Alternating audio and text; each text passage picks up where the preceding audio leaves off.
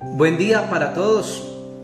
Que la gracia, la paz y la bendición de Dios esté con todos vosotros este día. Y quiero compartirles el Evangelio para este día.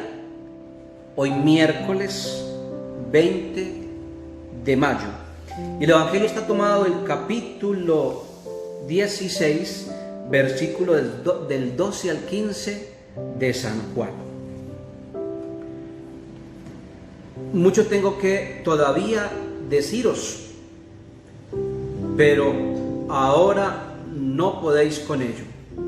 Cuando venga el Espíritu de la verdad, os guiará hasta la verdad completa, pues no hablará por su cuenta, sino que hablará lo que oiga, y os explicará lo que ha de venir. Él me dará gloria, porque recibirá de lo mío, y os lo explicará a vosotros. Todo lo que tiene el Padre es mío. Por eso he dicho, recibirá de lo mío y os lo explicará a vosotros. Palabra del Señor. Gloria a ti, Señor Jesús.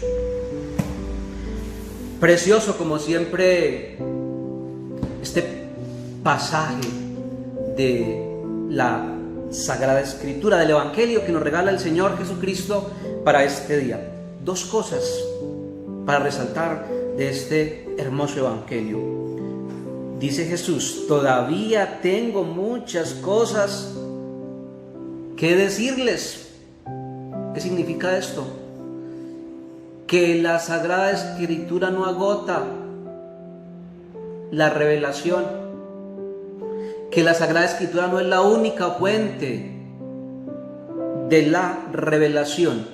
Y esa es la gran diferencia entre católicos y no católicos, o mejor, católicos y protestantes.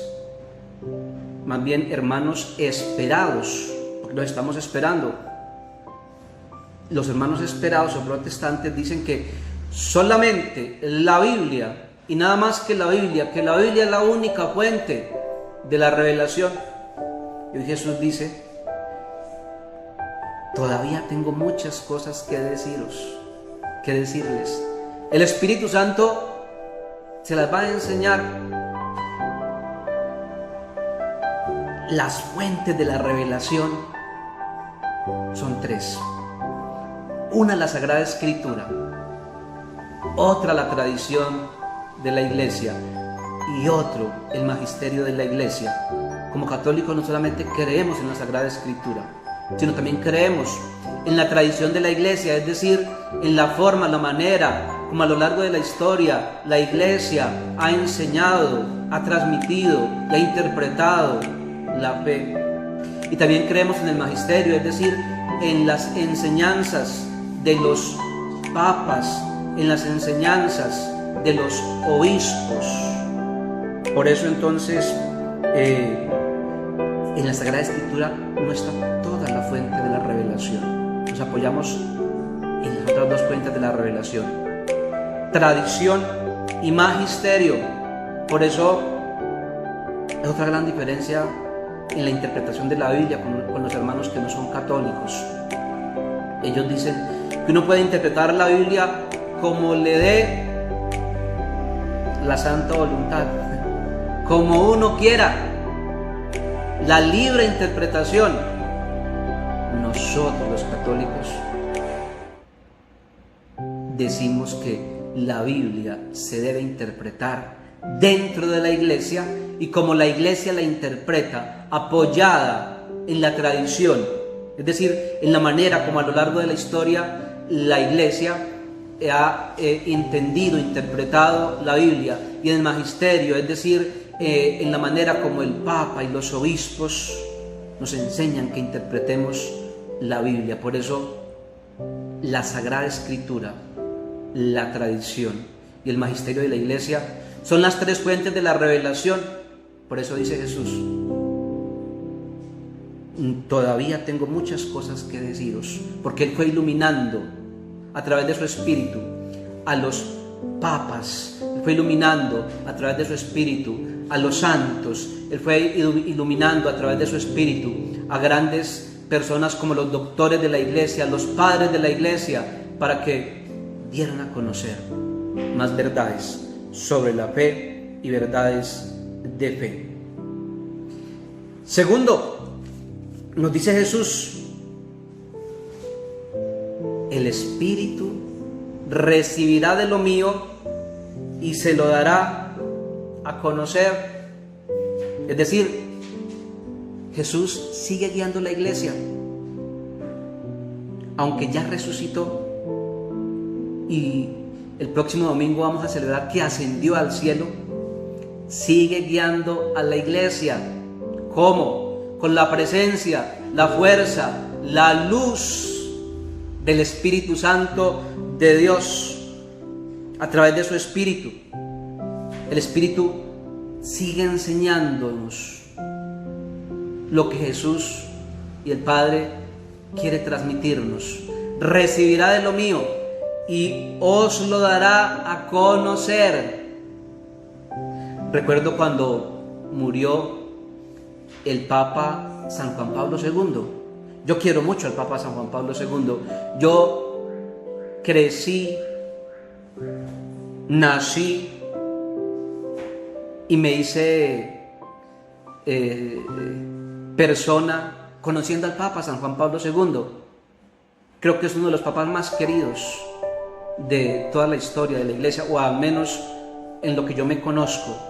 Recuerdo cuando murió el Papa San Juan Pablo II, y allá en la plaza de San Pedro en Roma, una hermanita llorando, una religiosa, llorando, y lloraba y lloraba y lloraba y lloraba.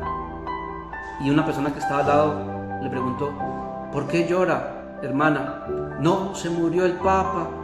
¿Y ahora qué vamos a hacer? ¿Qué va a pasar con la iglesia? Se murió el Papa y ahora sin Papa. Y la respuesta del que estaba al lado fue: el Papa se murió, pero el Espíritu Santo no ha muerto.